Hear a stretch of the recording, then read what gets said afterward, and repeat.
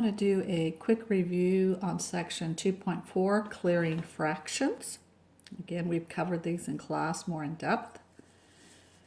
The first thing that you need to realize is that if just one fraction in the equation and it's the coefficient, then you just need to multiply by the reciprocal. What I mean by that is like if you had 1/2 x where the fraction is the coefficient of the variable, all right? You just need to multiply by the reciprocal. So here is an example. If you have 2/3 x equals 12. So there's only one fraction in the equation and it happens to be the coefficient of the variable. Then you're just going to multiply this whole thing by the reciprocal. If you remember, 2/3, the reciprocal of 2/3 is 3/2. Okay, reciprocal is when you flip it. And you're going to multiply that. When you multiply 3/2 times 2/3, you're going to end up with 6/6x. But what is 6/6x? It's 1x, right? That's why we chose the reciprocal, because when you multiply reciprocals, you should know that anytime you multiply reciprocals, you're always going to get 1. All right? And then you need to multiply, because you're distributing this out, the 3/2 to this 12. So you're going to think of this as like 12/1. All right? So here you're going to get 3 times 12 is 36, and 2 times 1 is 2. So you're going to get 36/2. And 2 goes into 36 18 times. And so your solution then is 18. All right, that's your solution.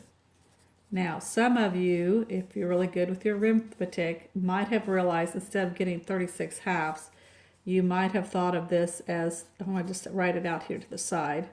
So we're taking 3/2 times 12/1. Well, 2 goes in this one time, 2 goes in that 6 times. I'm canceling out common factors. And then 3 times 6 is 18, and 1 times 1 is 1. So you get 18/1. So some of you may have done it that way, instead of literally multiplying it out. You still get the same answer. Now let's look at the situation where if there's just one fraction in the equation, but it's the constant term, then you're just going to multiply by the denominator. So here's an example of what I'm talking about. Here we have one fraction in the equation, but it's a constant. It's not the coefficient of the variable. So when that's the case, all you have to do is multiply the whole thing by the denominator in order to get rid of that fraction.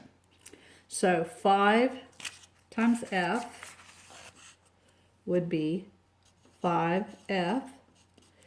And then 5 times 3/5, well, think about that. That's like saying 5/1. What happens is this cancels out and gives us 1. So we're left with 3.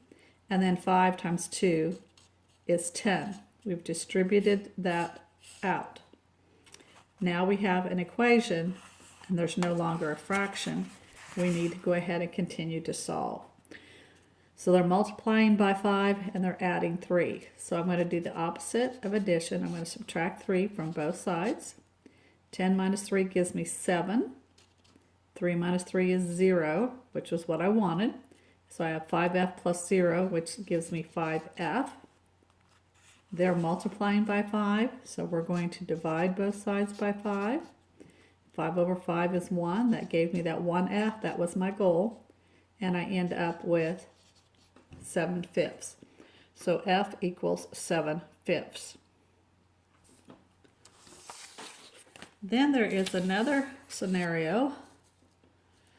If more than one fraction in the equation, then you're going to clear all the fractions, and this is what the whole section's about. We're going to clear all the fractions by multiplying by the LCD. The LCD meaning least common denominator.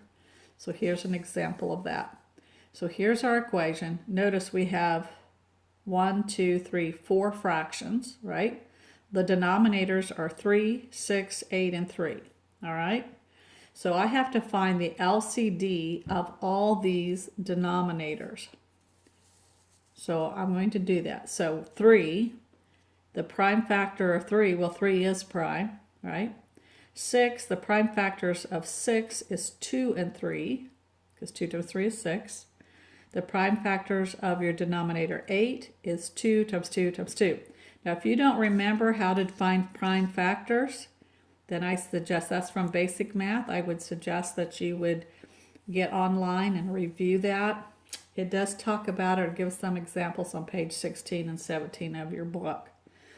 But now that you have the prime factors of each, so these 3 are in common, so we're only going to have 1, 3.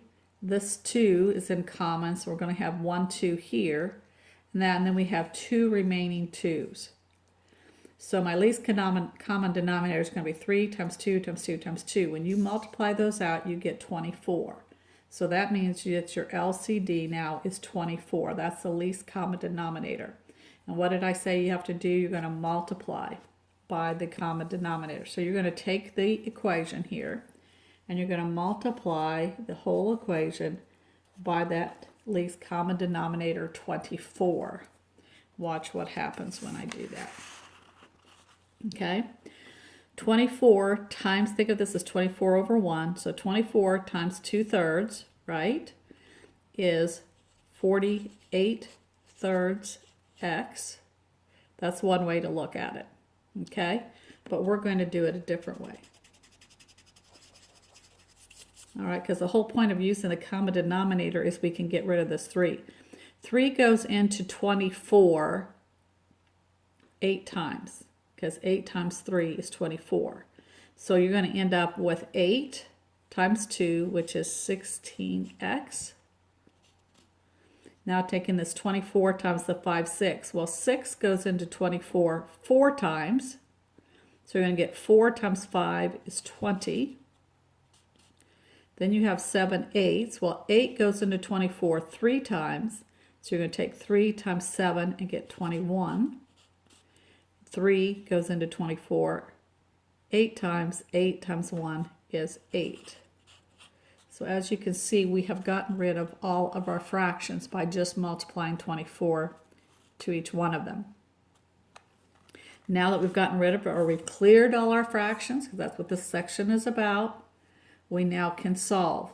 Remember solving? You're going to simplify on both sides first. Well, we can't simplify here. We can't simplify here. The second step is you're going to isolate the variable. So I have 2 variables on either side, so I need to get this variable over to the other side. They're adding 8x, so I'm going to subtract 8x to both sides. Let's see what happens. This becomes 0, and 21 plus 0 just leaves me with 21. Bring down my plus 20. 16x minus 8x is 8x.